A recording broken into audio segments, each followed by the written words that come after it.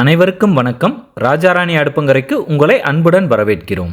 இந்த வீடியோவில் அருமையான பட்டாணி பூரிக்கிழங்கு எப்படி செய்கிறதுன்னு பார்ப்போம். இந்த அருமையான பட்டாணி பூரிக்கிழங்கு செய்வதற்கு தேவையான பொருட்கள் என்னென்னு பார்த்துக்கலாம். 1/4 கிலோ உருளைக்கிழங்கு எடுத்து அது சின்ன துண்டுகளாக வெட்டி ஒரு பேனில் சேர்த்துக்கலாம்.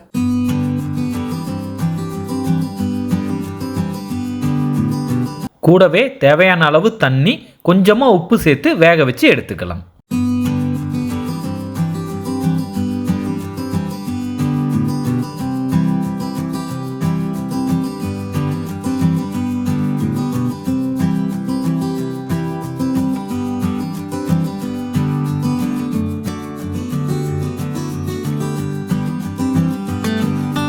வேக வச்ச உருளைக்கிழங்க தோல் நீக்கி ஒரு பாத்திரத்தில் எடுத்து வச்சுக்கலாம். இப்போ உருளைக்கிழங்க கொஞ்சமாக மசிச்சு விட்டுக்கலாம்.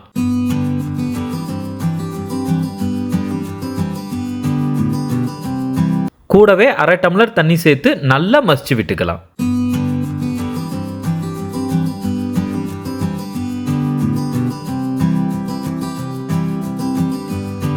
நூறு கிராம் பச்சை பட்டாணி எடுத்து சுத்தம் பண்ணி வச்சுக்கலாம்.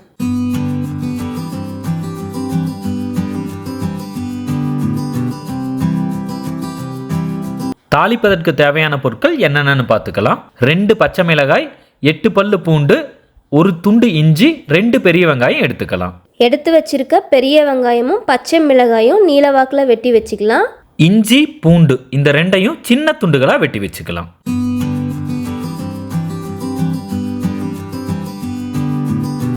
ஒரு ஸ்பூன் கடலை மாவு எடுத்து கொஞ்சமாக தண்ணி சேர்த்து கரைச்சி வச்சுக்கலாம்.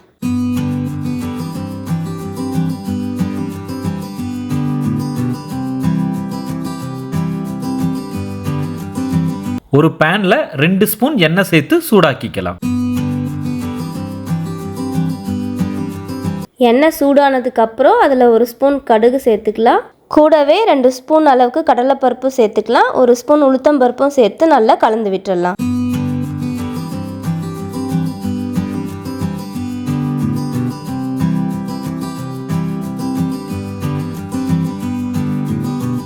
கடுகு பொரிஞ்சதுக்கு அப்புறம் வெட்டி வச்சிருக்கிற இஞ்சி, பூண்டு 2ஐயும் சேர்த்து நல்லா கலந்து விட்டுறலாம்.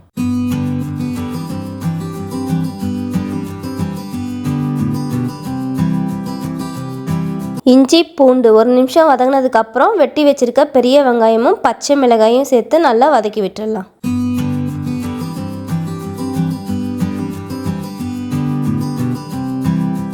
கூடவே கொஞ்சமாக கறிவேப்பிலை சேர்த்து நல்லா வதக்கிக்கலாம்.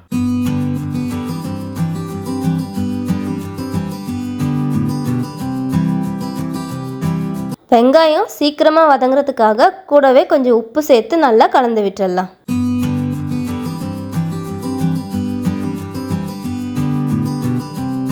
இந்த நேரத்தில் கொஞ்சமாக சீரகம் சேர்த்து நல்லா கலந்து விட்டுறலாம். வெங்காயம் பாதி அளவு வதங்கினதுக்கு அப்புறம் அது கூட கொஞ்சம் மஞ்சத்தூள் சேர்த்து நல்லா கலந்து விட்டுடலாம்.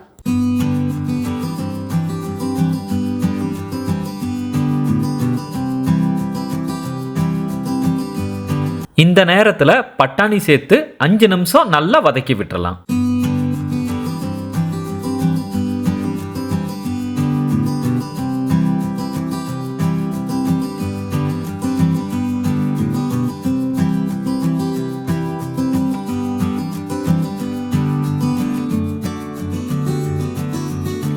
அஞ்சு நிமிஷத்துக்கு அப்புறம் நம்ம மசிச்சு வச்சிருக்க உருளைக்கிழங்க இது கூட சேர்த்து நல்லா கலந்து விட்டுறலாம்.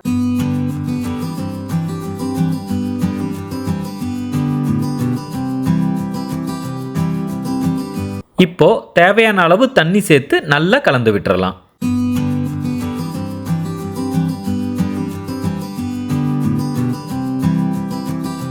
தேவையான அளவு உப்பும் சேர்த்து கலந்து விட்டுறலாம்.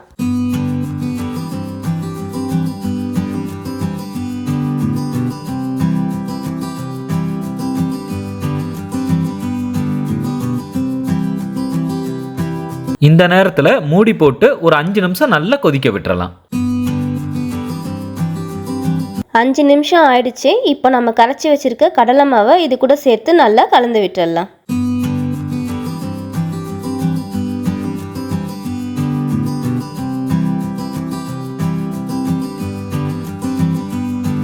கடலை மாவு சேர்க்கறதுனால நம்மோட கிரேவி கண்டிப்பாக கெட்டியாயிரும். அதனால் தேவையான அளவு தண்ணி இப்போவே சேர்த்து நல்லா கலந்து விட்டுருங்க. இப்போது மூடி போட்டு இன்னும் ஒரு 5 நிமிஷம் நல்லா கொதிக்க விடலாம்.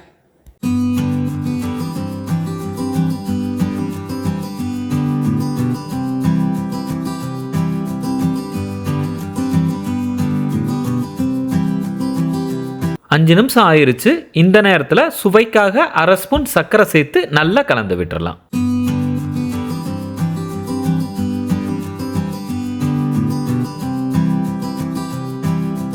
அவ்வளோதாங்க, அருமையான பூரி மசால் ரெடி ஆயிடுச்சு. இந்த நேரத்தில் நம்ம வெட்டி வச்சிருக்க மல்லி இலைகளை தூவி ஸ்டவ்வை ஆஃப் பண்ணிடலாம்.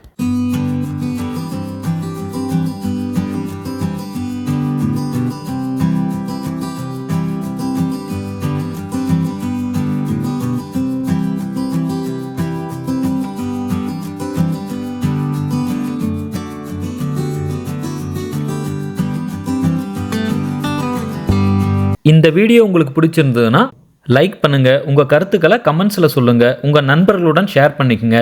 மறக்காம எங்க சேனலை சப்ஸ்கிரைப் பண்ணுங்க. உள்ளத்தாலும் உணவாலும் இணைந்திருப்போம். நன்றி.